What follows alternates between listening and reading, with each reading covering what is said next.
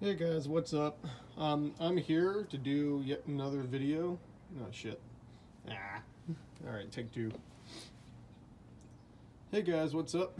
I'm back in the miserable world of Washington in November. Not too much climbing to be had.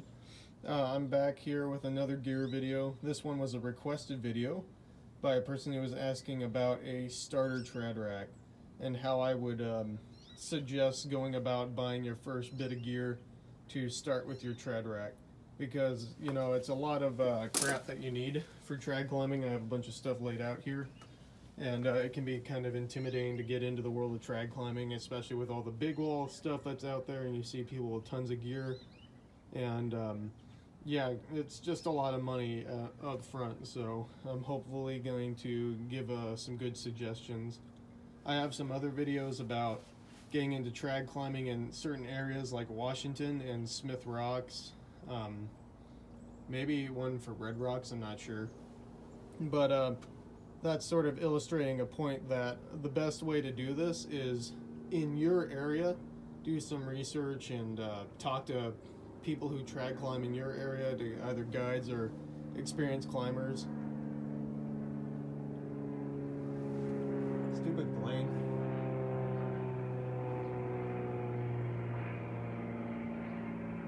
Pass on through.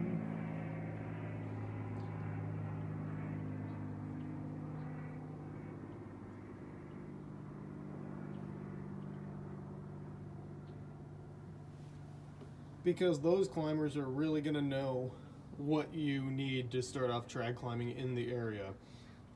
Certain places like Indian Creek, you may want to just stick with you know, getting multiples of certain size cams. Generally, while you're learning to trad climb, you're also learning to crack climb.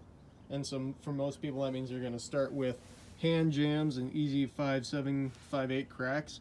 And so you're going to want, you know, 4 number 2s to start out with. Or if you have bigger hands, you know, a large amount of number 3s, or thinner hands, a large amount of number 1s.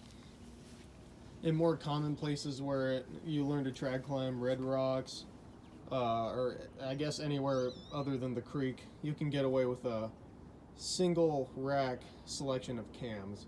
And I'm going to get into that, but that's just my little preface for the video, that I may give you bad gear beta that's specific to your area, where it's good for different areas.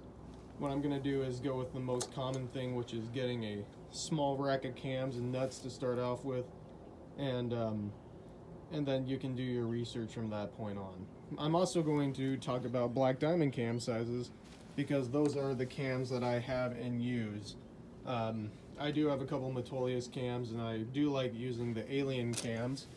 If you don't know what an alien cam is, it's this guy that you see in the store. And I do like mixing those in with my gear, but generally my workhorses are the BD C4s. These are the older models. They came out with newer looking ones that are cooler, so you can be cooler than me if you get the newer ones at the Crags, but that's just what I'm talking about. If you're wondering about the sizing, like how the cams compare to each other with the lobes and the ranges, you can look up a sizing chart online, and they do have a couple of them. Many guidebooks also come with sizing charts somewhere in the front or the back of the book. But anyway, let's just get right into the video. And so I'm going to actually go with the same beta with the dude who taught me to trad climb, which I learned in Washington, where I live most of the year. And what he recommended was getting a small range of cams, 0.3 to 3. That's 1, 2, 3, 4, 5, 6, 7 cams, which is a large upfront cost. And you know, cams aren't cheap, but this is pretty much the biggest amount of spending that you will do. If you have more money than I did at the time, you could get a couple doubles, which I'll get into, you know, like certain doubles in certain sizes, which I'll talk about in a little bit. But it is really nice to have a good starter range, which the 0.3 to 3 is a very great starter range. If you don't have enough money, then again, depending on your area, you could shave off a little bit on either end. You could ditch the number 3, and you could ditch the 0.3 and just add 0.4 to 2. But really what you need is a selection of cams in order to start trad climbing. Another noise. Oh great. I'm gonna keep this video rolling so I can just cut it up. So I'll just wait for that to go by.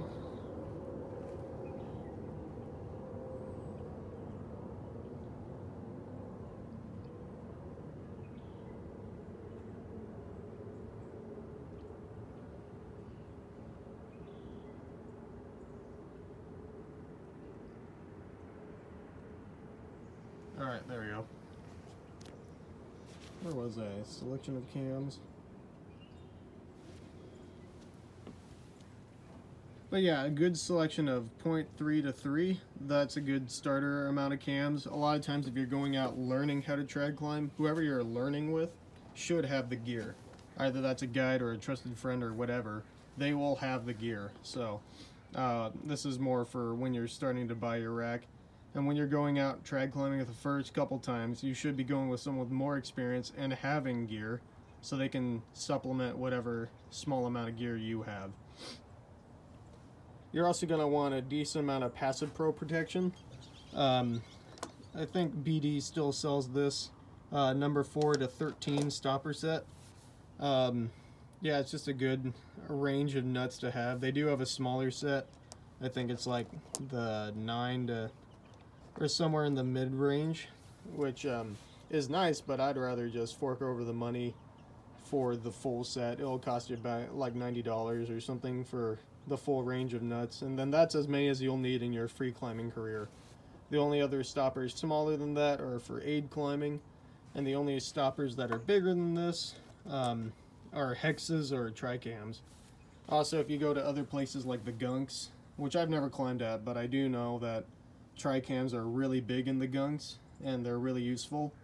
They're not as useful in the places that I climb, so I don't have any, but oh, that's not true. I cleaned off a red tricam on Mount Shuckson one time, but you're gonna want a set of tricams too, and that's, again, go with people that know the area. Along with the stoppers or the nuts, you'll need your nut tool. I've just had this thing forever, the Metolius nut tool. Gets the job done, has a really nice pommel on it, so that way many times when you're taking the nuts out, you're pushing them up out of their constriction, so it's really nice to have a fatter edge right there to hit your hand against. The really thin cheap ones, they're kind of annoying to use and they hurt.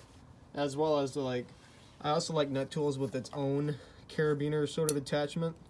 Some nut tools you have to use a separate carabiner to clip it on your harness, and that just seems like a waste of a carabiner. So it's nice to have that clip. That's just my personal preference though. So along with your cams, generally when people get into trad climbing for the first time, they're only sticking to smaller climbs. So you are going to need some extenders or quick draws. For your longer climbs, it's nice to have 8 quick draws, or that's a good starting point. I have 8 Alpine Draws right here. What that is a shoulder length runner. Yeah, there you go. It's a shoulder length runner, or a 24 inch 60 centimeter runner with 2 carabiners. Doesn't really matter which carabiners you use. I kind of like these Madrock Ultra lights. I think that's actually what they're called. Back when I first bought these, they were the lightest carabiner on the market. Now there are lighter ones, but they're just sort of like, I remember being so impressed with how light these things are. But just nice lightweight carabiners and a sling, that's really all you need. And so if you're doing single pitch trad stuff, again, depending on your area, you can get away with as little as 4. And then you can, like, somewhere in the 6 amount is a good range to have. When you get into more multi-pitch trad stuff, having anywhere from 8 to 12 Alpine Draws is really nice. I actually do have 12 of these that are ready to go for whatever climb I use for my longer trad climbs. And so starting out, yeah, it's nice to have somewhere in the 4 to 6 range. God, there's just noise all over the place.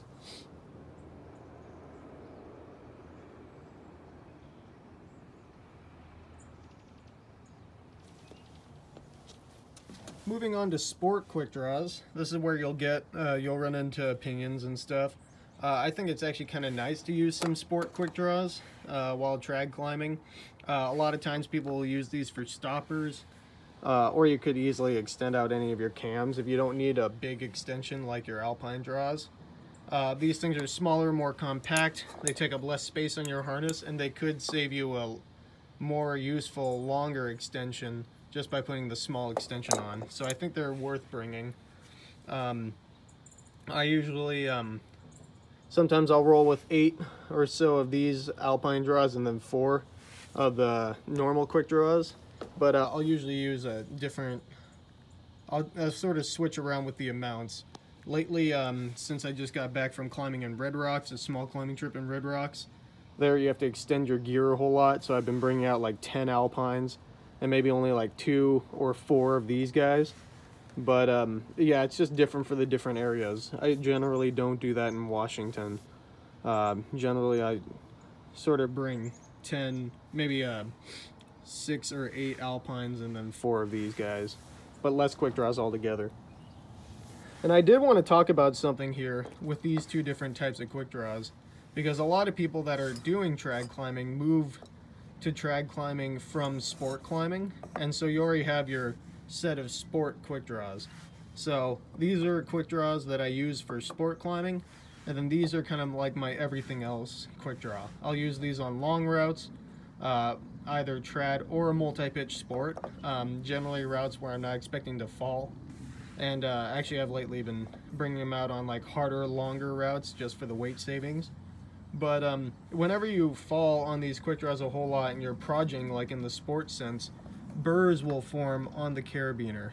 Let me find a different one.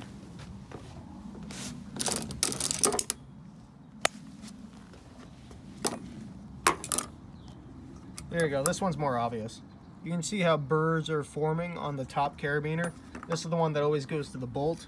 And this is the one that goes to the rope. You can see there's a little bit of rope rub, but that really doesn't affect the carabiner. I've had these quick draws for less than a year. They're coming up on about a year old, and you can see all the burrs that are forming. And I've had a number of these quick draws for, you know, coming on 3 years now. And you can see how there's no burrs. Even the rope wearing part really isn't that much. And that's because I use these in single pitch cragging. I fall on them all the time. I lower through them, and so they just sort of get a lot more beaten up, but they're a lot thicker and heavier and designed to get beaten up, whereas these are more for long routes where you want to sort of save on weight. And I use them for trad climbing. There's no burrs in this upper carabiner, so I can easily clip them onto the webbing of my cams without worrying about the burrs damaging the webbing. And then the rope ends are barely worn because I only ever clip these, and I really haven't fallen on them too much because they're just my long route quick draws. I use them for guiding, where I'm definitely not expecting to fall while guiding, and my trad draws, and pretty much, yeah, everything but sport climbing. So that's just something to keep in mind. I have a separate set of quick draws for sport climbing, and then my everything else, or I'll say trad climbing quick draws. And that's just because those burrs will rip up the webbing on your cams faster and then wear out your gear faster. Of course, if you send the cams back to BD, then they'll resling them for free. At least they'll still do that. Maybe they're going to change that, but that means that your cams are out of commission longer and you can't climb as much. So it just helps the wear on your gear if you separate those two things. It's worth thinking about. That's all I'm going to say about it. But it is a nice thing to consider with the longevity of your gear.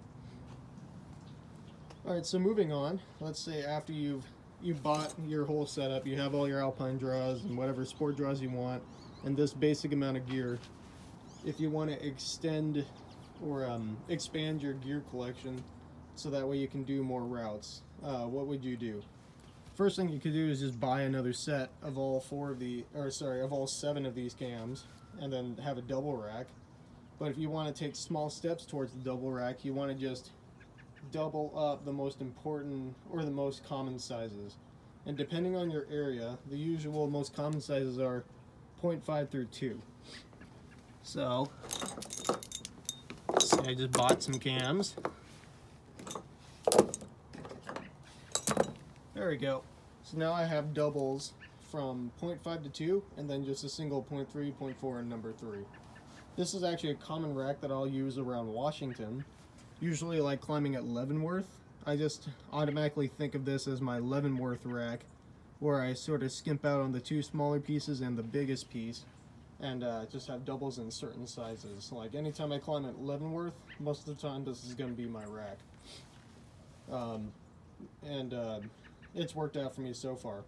And then after a little bit of time, you can expand 0.3, 0.4, and a number 3, and now you have a full double rack. A double rack for many places, that'll get you where you're going, because especially since you tend to climb with other people, unless you're into age soloing, you will be able to combine gear. So if they have a double rack, you have a double rack, then you guys are good to go for just about any climb. And even if you have a single rack and they have a single rack, that's still a double rack, which will get you up a good number of climbs. So you got to use your partners to help you out while you're building up all the gear. Another thing you can start doing at this point, I would say even maybe before you expand to the full double rack, is starting to get bigger pieces. In Washington, at least, in a good number of places, it's really nice to have at least a number 4 for your biggest cam. If you climb in Vidavoo or around Vidavoo, it's good to have a 5 and a 6 also, and then doubles and triples of those. I have a friend who learned to climb at Vidavoo, and he has full triples of all these cams, along with some big bros and other crazy stuff. He has a couple Merlins, just because that's the gear that you need for climbing in Vidavoo. And I don't really climb too many off-widths, so I only have 2 4s and then a 5 and a 6. At least at the moment, maybe expanding that. And then there's the other end of the spectrum for auxiliary cams, which are your micro cams. Now me personally, in the climbing I do, I find that you can never really have too many micro cams. In fact, this is a very small amount. I have tons of different smaller pieces of gear. But these X4s, these are really nice. Really great small micro cams. And then my other classic favorites are the Aliens, which are really great. They've caught some big falls with such small cam waves. But yeah, I do a lot of, I really kind of like climbing thin stuff, and small finger cracks are really fun for me, so I like having the small gear. And they just come in handy so much, the extra small stuff. And so a good range for this would be like, when you're first expanding, 0.2 and a 0.1. You can either do the X4s or the C3s if you can find any. BD just discontinued those. They came out with this new one called the Z4, which pretty much covers all those sizes. Also, Metolius makes really good small cams. I want to say the blue, oh man, what are the colors? The blue, the gray, and the violet. I think those are the 3 smallest cams they make, and they're really good. So definitely check out Metolius for your small cams, as well as the Aliens. Also, they really do the trick. Just shop around. A lot of companies make really good small cams.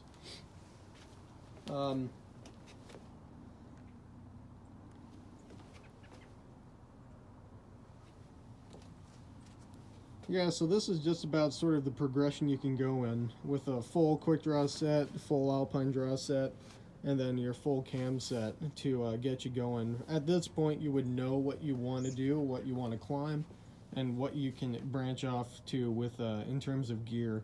But I hope this gives you guys a good idea of how to start your trad rack. And yeah, again, just to reiterate, it really comes down to your area and where you're at.